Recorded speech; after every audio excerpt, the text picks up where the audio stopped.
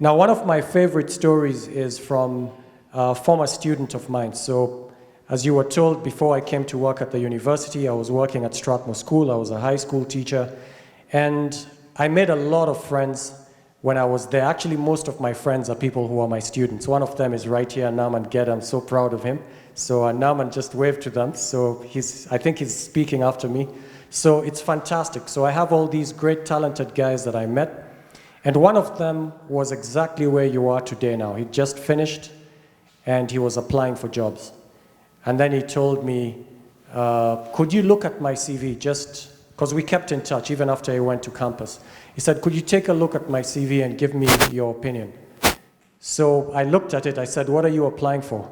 He said, to be a journalist. I want to be interviewed for managerial traineeship at Nation Media Group. So I looked at it. He said, what do you think? I said, I would just throw it in the dustbin straight away because it's that bad. And then I told him, and it's a pity because you're probably exactly the kind of guy they're looking for. But by reading this CV, you would never know. You would simply never know. No one would ever know that you're the best guy for that job, and I know you. And this does not reflect the skills that you have.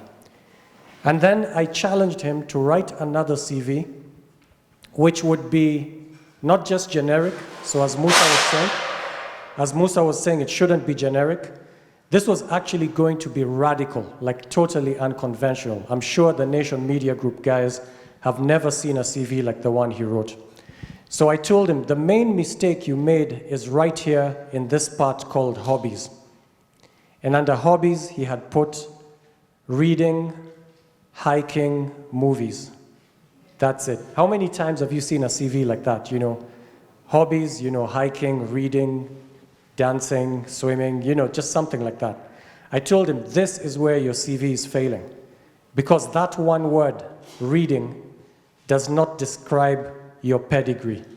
Because, frankly, this was the student who had read the most books that I had ever met. He was a student who had read the most of all the students that I had taught. This guy had read hundreds of books. He used to read like 1 or 2 books per week when he was in campus. And he had read all kinds of stuff. So I told him, in your case, you're going to write 3 paragraphs instead of that one word, reading. I know it's not conventional. No one writes 3 paragraphs in the hobbies section of a CV, but you are going to do it. And I gave him a rough idea how to do it. And so his first paragraph, the first line under hobbies was, I'm an avid reader of philosophy, history, political science, and economics. In the area of history, I'm particularly partial to Renaissance history, and then he mentions, and I've read about 20 books about that period of history.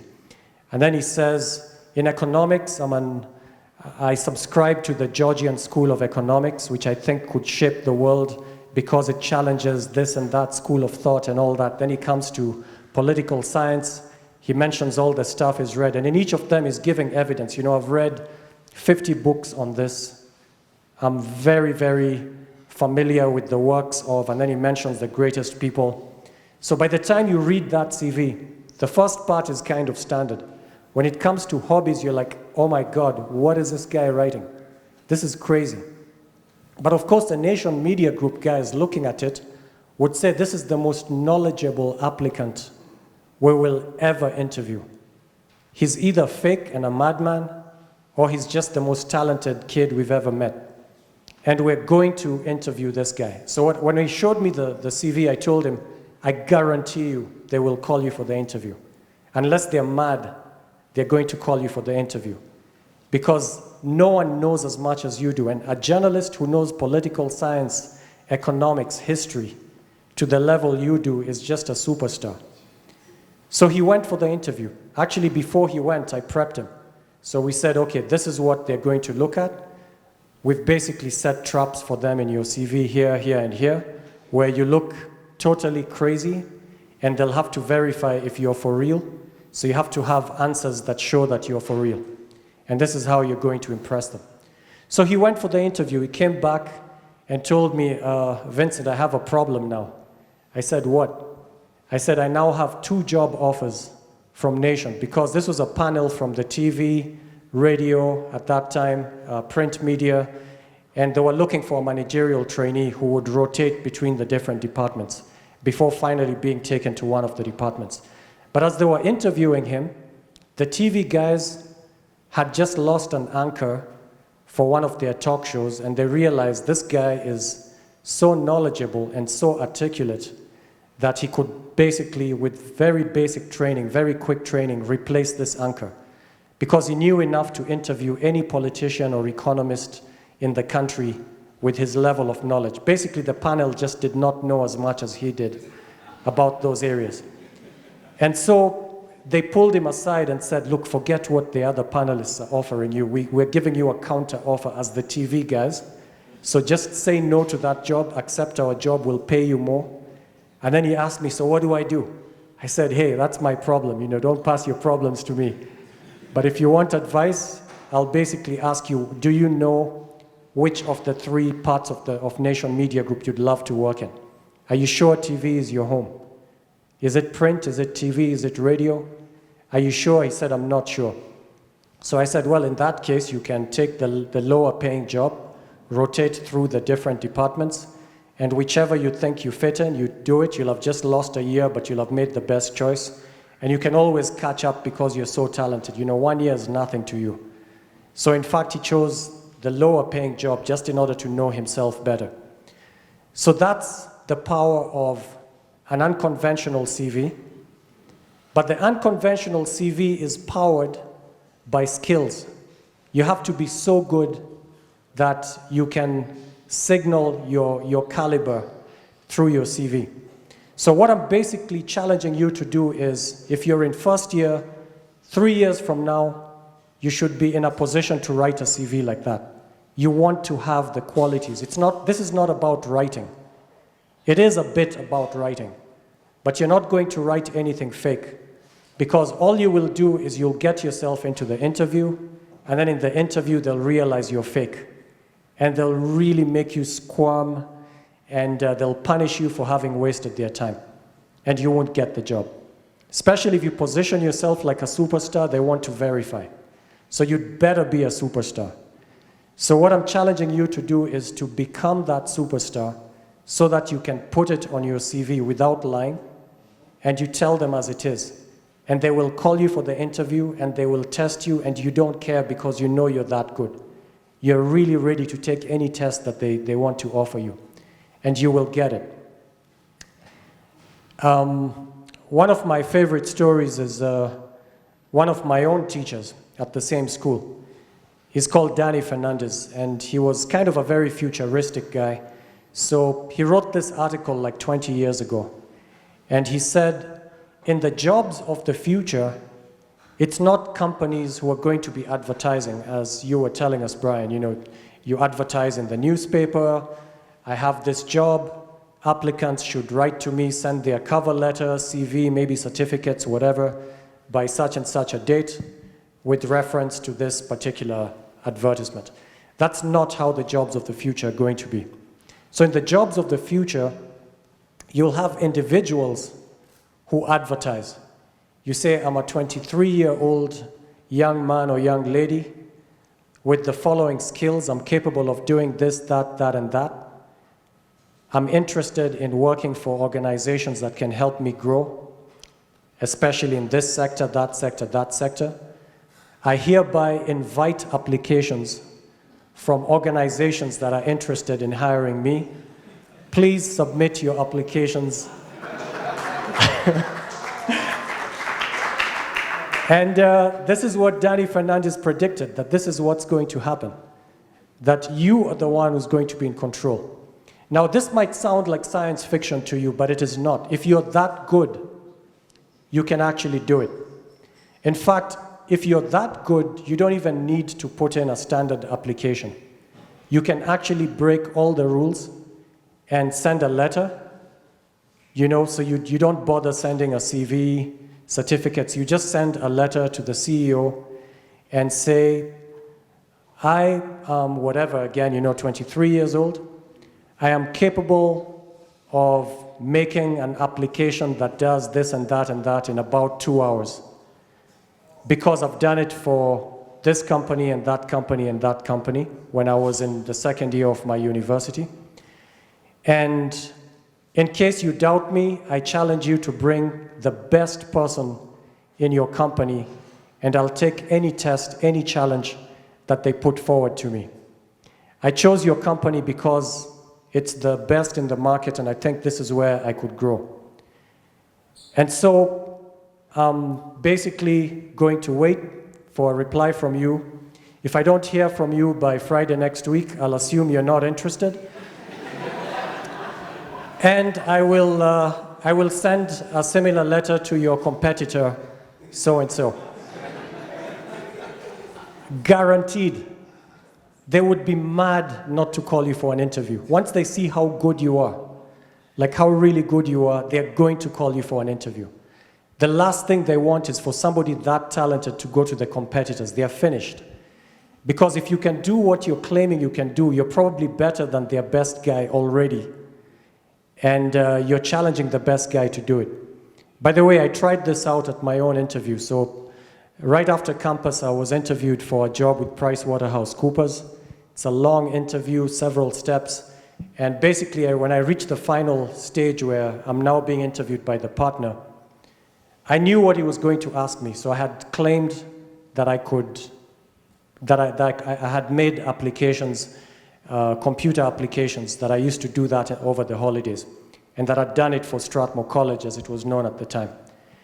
And I knew they were going to ask me, but you don't have a single certificate in computers. You've never studied, at least as far as we can tell, you've never studied computer science or anything. You're just an economist. How can you claim to have done this stuff? You have zero certificate. So I knew they were going to ask me. So, of course, I waited. The moment came, and the partner tells me, so you say you've made these programs? I said, yeah, I used to do that and make money over the holidays for people by making these applications. I'd do coding for them. Then he says, and you did this for Strathmore College? I said, yes. He said, how could you work for Strathmore College that offers computer diplomas and you don't have a single certificate from there? You never did it. I said, well, you know, when I was working there, I was doing real projects. The students were doing simulations. They were given like a homework to make a project, whereas I was making real projects for a living. So in fact, when the students were preparing to submit their final project, they'd come to me to troubleshoot their programs because they couldn't figure out how they were working. So why would I bother taking a course when I already had skill levels way above what the course was going to give me? It didn't make any sense. So that's why I didn't bother doing any of those certificates. I taught myself. And he said, so you know this stuff? I said, yeah. He said, can you train our managers? I said, sure. And then I made that challenge. Just call the best guy in your company and challenge him to, challenge me to make any program right now. I can do it. I mean, I do this. I can do this in my sleep. I do this all the time. So either I was fake or he would have to call his best guy. But he took the gamble and just hired me. He could have called the best guy, and I had no doubts I could solve any problem they wanted at that point in time, because I'd done a lot of programming for years by that time. And I was just finishing campus, but I'd been coding for like 4 years. So basically, whatever you want to claim on that CV should be real. It can't be something fake. Find out what your talent is, what you're naturally good at, what you're passionate about. Engage in activities that will make you very, very skilled in that area. And then all you have to do after that is to know how to signal that you have those skills. So your CV, the letters, anything you write or say should be making claims, fantastic, crazy claims about things that you actually can do. So this, remember, it can't be fake. It has to be real. You have to be that superstar. It can't be something that you made up. Okay, so I'm going to open this up to questions, just to make sure you're with me. Any questions at this point? I was just giving you the broad brushes of what it means, of what the jobs of the future look like, and what it takes to get those jobs. Yes? My name is Mark. I'm a first-year actual science student here, but I also have a passion for coding. And I've been taking free courses on Khan Academy and Code Academy too. And I've been finding them quite enjoyable, but I'm not sure if, given that this is not my main focus here in Strathmore, should I even bother including them in my CV when I know that I probably never use them? Okay, so it comes down to whether you have acquired skills. So if you have skills and you think it's above average, you can mention it. So remember, every CV that you send out, every job application should be tailor-made for that job. There's no such thing as having a CV that you send to 20 different organizations, the same CV. You can't do that. You have to tweak it to every single job that you apply for. So ask yourself, what are these people looking for? What is the most important skill that they're looking for? If it's coding, then you want to put that. You want to show that you've been doing this, you've taken courses in Khan Academy, you've taught yourself. You've seen people who say, I'm a self-starter, but it's just a claim. In your case, you can actually mention, I'm a self-starter, comma, I have taken 5 different online courses at Khan Academy, MIT MOOCs, or Stanford MOOCs, or whatever, or Coursera courses, and I have the certificates to prove it. So they'll see you're a self-starter. So even if it's not about the actual coding, it's about the fact that you take the initiative to do things on your own. So even if you didn't become a good coder through that exercise, the fact that you've been doing these kind of things on your own shows that you're a self-starter, that you use your time well, that you try to develop yourself.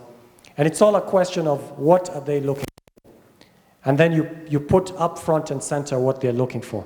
Just like the Nation media guys, the main thing was your writing skills, your vocabulary, your knowledge of the subject matter, and that's why the hobbies section was so important. But in any other job, it might not be important. So for each CV, you decide which part you're going to emphasize. And then never just write a CV where you're listing things that you've done. Always signal the skills that go with it. So don't just give a list of jobs that you did, like these were my duties when I did this internship. So I was doing bookkeeping, this, it's like a list of just jobs that you did. Don't do that. Pick just a few roles, and for each role, signal the skill that you learned and put it up front and center. So if it's teamwork that you want to highlight, then maybe if you're talking about having been a member of a certain club, then you can say, I coordinated the team that did this, or learned teamwork through, and then you mentioned the activity that gave you that teamwork. Or I give you the example of motivation. So learned how to motivate people by taking the team from the 10th position to the finals, by making the team climb back up and motivating my team members. And you might think it's wordy, that this is too many words for the CV. But in fact, look at it this way. What are the employers looking for? They're trying to picture you when they read your CV. But if you go ahead and paint that picture for them, you've given them a shortcut. They don't have to try and imagine what kind of a candidate or applicant you are. They can see it because you're describing it. You're describing the very thing they want to see. So they don't have to think. It's like painted for them already. So don't worry about putting it in words or describing. So everything you put down, start with the skill. And then if you did several jobs, don't repeat the same roles that you did in each of them. For the next job that you did, you skip the ones you've already talked about, and you only mention the new roles, and only if they signal a skill. And then you mention the skill first, like learned how to, then you mention it, the skill, and then you say by, and then you mention the activities that you did, because it proves that of course anyone who did those kind of activities would acquire the kind of skills you're claiming to have. So you evidence the skills that you have. That's how you write a CV. More questions? Yes. My name is Juma Ignatius, and I had a question concerning the length of a CV. Sometimes you see an advertisement that they're saying you should send a CV not exceeding 3 pages or 2 pages. So are there sections which you can exclude from your CV to make it fit the length that is required? Absolutely. In fact, in the US, resumes are not supposed to be more than a page. So over here, we have these long CVs that are 3 pages, and they're telling you don't make it longer than 3 pages. In the US, that would already be too long. So you only have 1 page to look like that person that they want to have. So by all means, skip the things that are irrelevant, because you're saving them time. Don't feel obligated to put certain things. If they're irrelevant, they're irrelevant. Just put the most relevant things that signal your skills. Those are the ones you want to have there.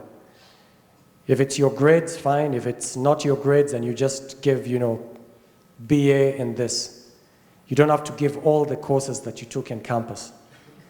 Those are just extra lines for nothing.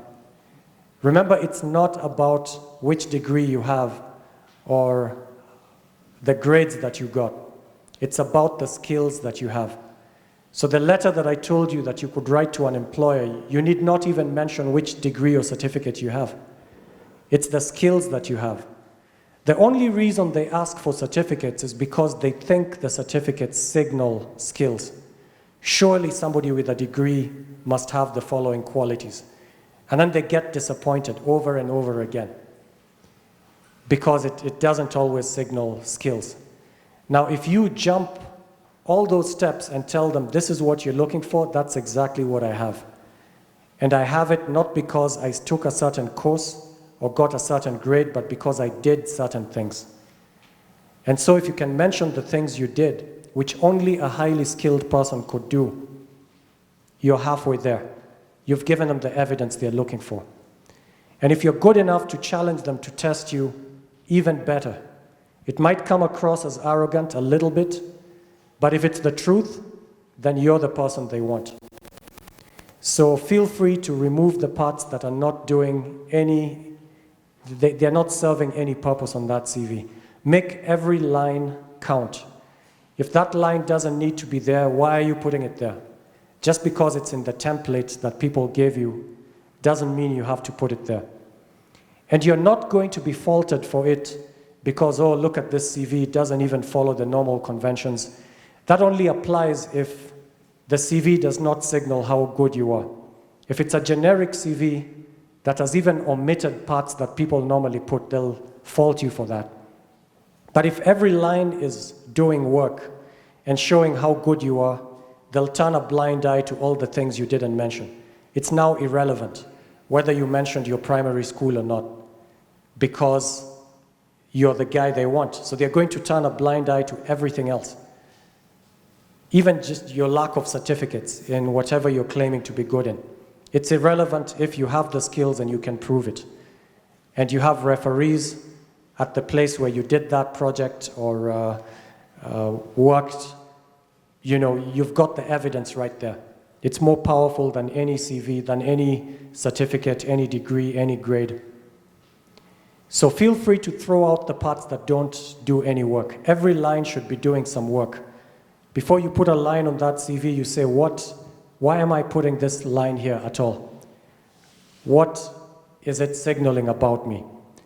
Then don't try to put all your skills in the CV either. Just put the ones that are relevant to the job you're applying for. So you can write, you're the same person, you can write very different CVs to different organizations because each of them needs something else.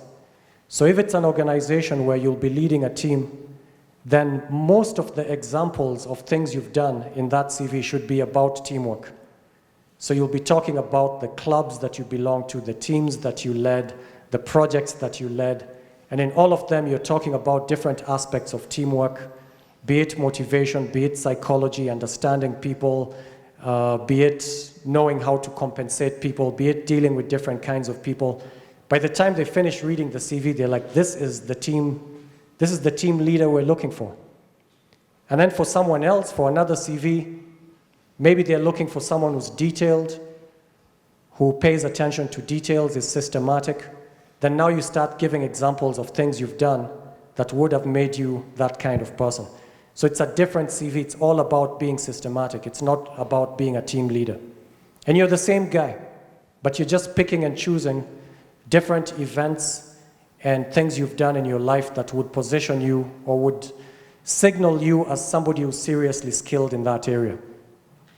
But of course, the best is if you pick something that you are talented in, you are passionate about, and then you invest in becoming a superstar in that area.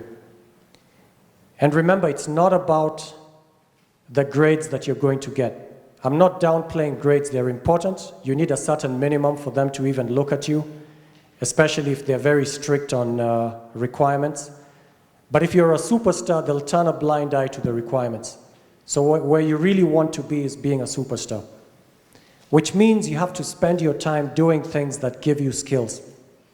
And then anything you go into, any activity that you go into, ask yourself, what am I going to learn? So you should be in learning mode all the time.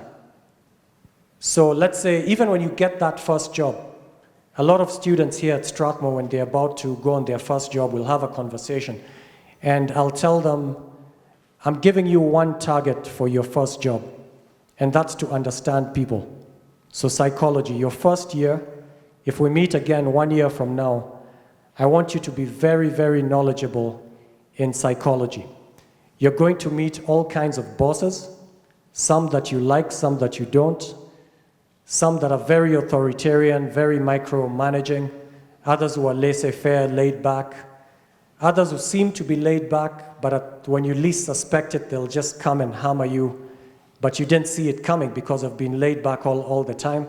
So you thought you understood them, you thought everything was fine, but maybe it wasn't. Always have your learning hat on, anywhere you go. So anywhere you go, set your expectations. What am I going to learn today? Why am I taking this particular course, for instance? It might be a compulsory course that you have to take, and you're not interested in it at all. But maybe it's a writing-intensive course. There are a lot of written assignments. And maybe the lecturer is quite diligent at grading those assignments and giving feedback. So just tell yourself, this is not about the course content. This is about my writing skills. I'm going to take away writing skills from this course, if it's the one thing I'm going to take away. And maybe it's something you're definitely not interested in at all. Then I'll sharpen my skills at showing interest in something that I'm not interested in. Because you'll need this. You might get married and someone's just telling you the same story, you're not interested, and you have to look thoroughly interested. And so this is a skill that you're going to need, and how are you ever going to be trained for it unless you say, okay, this subject is so boring, I'll try to figure out how to make it interesting. I'll look for different angles that make it interesting. And by the end of the semester, you're pretty good at turning something you thought to be boring into something interesting. Maybe it's some mathematical thing. You're like, why did they even invent this formula? Probably just to torture people like us. Why do people invent formulas anyway? Why don't they just leave things alone and stop inventing these formulas that we have to now cram and try to understand? But that's a useless way to look at it. And here's how you could turn something like that into something interesting. You could ask yourself, what was the world like before this formula was invented? What is this formula useful for? Who uses this formula? Maybe engineers, maybe doctors. What do they use it for? What was the world like before it was invented? How long would it take them to solve this kind of a problem? Maybe you're studying logs, logarithms, and you're saying, why do we have to study this? We have calculators. I don't need to understand logs. This is all boring stuff. Then you tell yourself, wait a minute, what do logs do? They allow me to turn a multiplication problem into an addition problem, and something to the power something into a multiplication problem. So if I had to do 25 to the power 25 without logs, That is, 25 times 25, that's easy, 625. Then times 25, now we're stuck. You need a piece of paper. Then times 25, maybe it doesn't even fit on that page. Now you need like a foolscap. Then times 25, maybe you've reached the 5th level to the power 5. You've not even reached 25 to the power 25. At one point, I guarantee you need an entire parking lot with chalk. You're still trying to work it out. There's a chance there might be error. You might need an entire road. You might take days to calculate it, and then you finally report the answer. And that's how the world was, until this genius came up with logs, where he turns something to the power something into 25 times the log, then get the anti-log, and you're home free. You can do it in 1 minute. And then you just stop in awe and admire the genius behind that formula. And you hate math, by the way, but you're just looking at the genius behind it. You begin to appreciate it, and you say, hats off to the guy who did this. He just revolutionized the world. I don't care about logs, but I have to respect genius when I see it. And then formula after formula, you acknowledge genius, you appreciate the work of others, and suddenly what was a boring subject becomes this amazing trip of history, discovering the genius of other people and appreciating their work. And it's a way of teaching yourself to engage, how to be engaged with something that you're not feeling at all.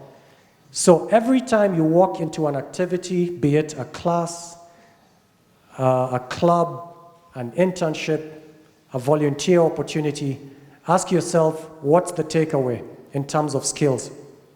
What am I going to learn? What could I learn?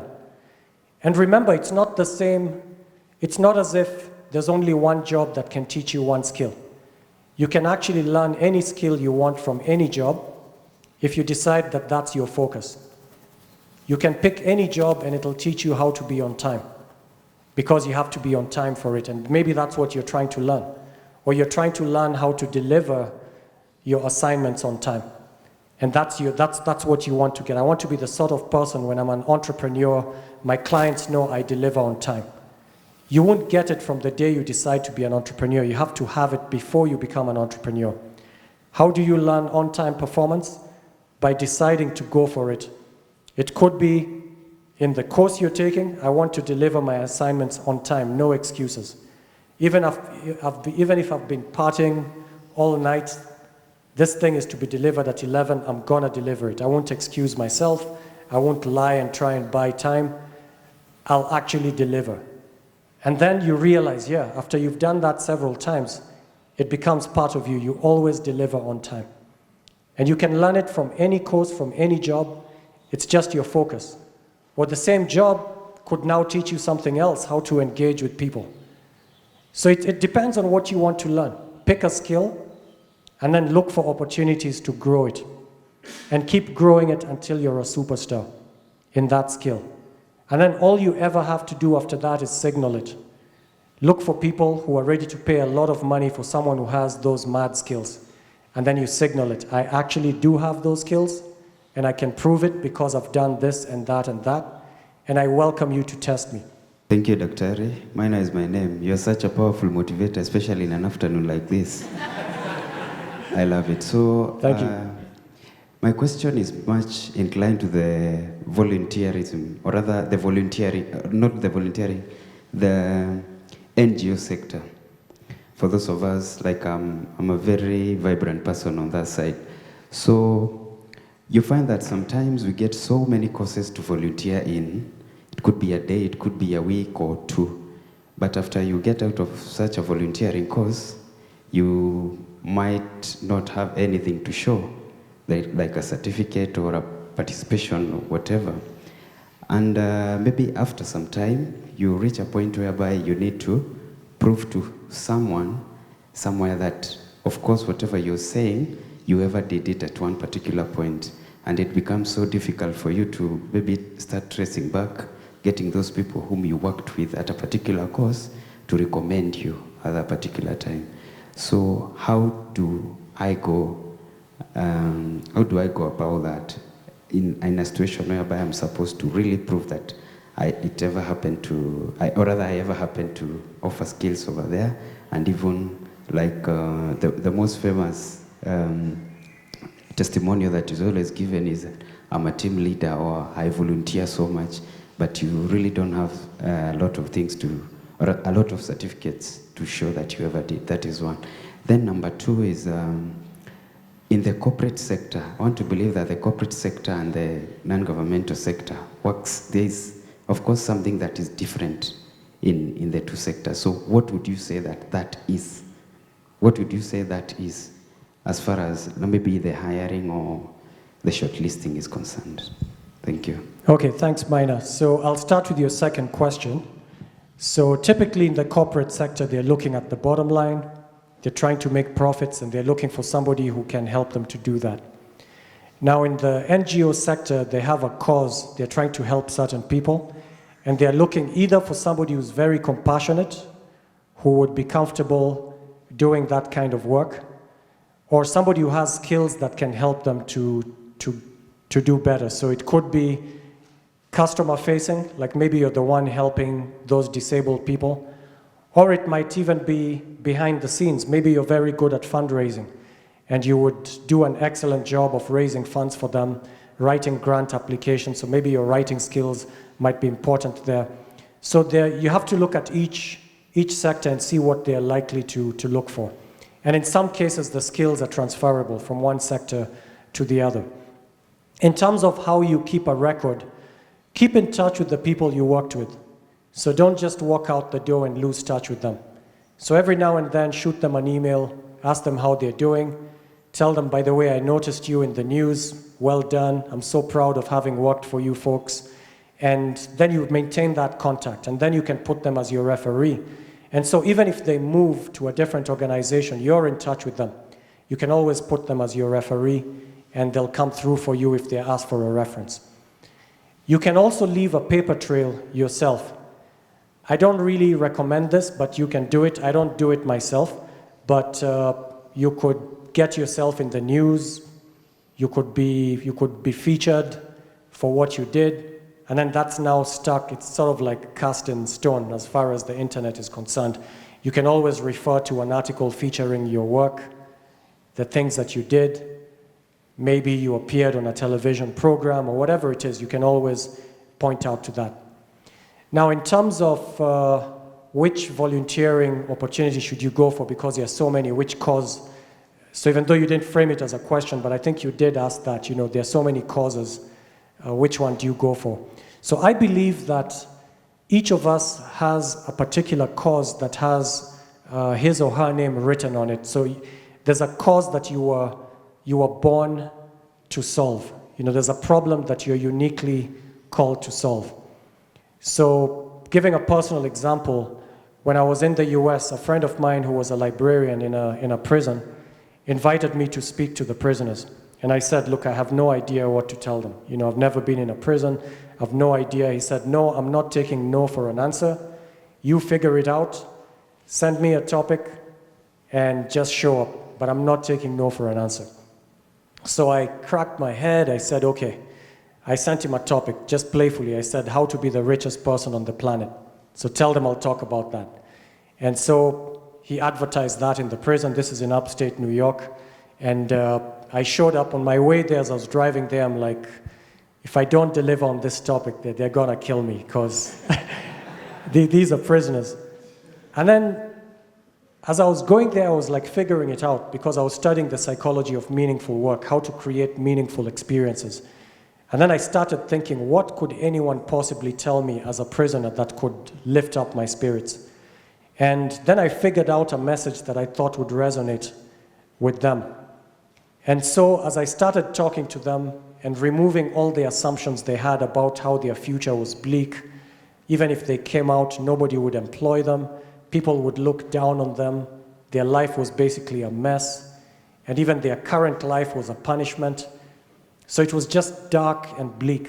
So my mission was to try and change that. So I told them, if you are 10 times better than the average person, they will notice it and they will respect you. So your mission right now in prison is to become 10 times better in every dimension than the ordinary person on the street. And if you succeed, that fear you have that people will never respect you is simply not true. Because when they see you, they will admire you because you're just so good. They won't even believe you went to prison.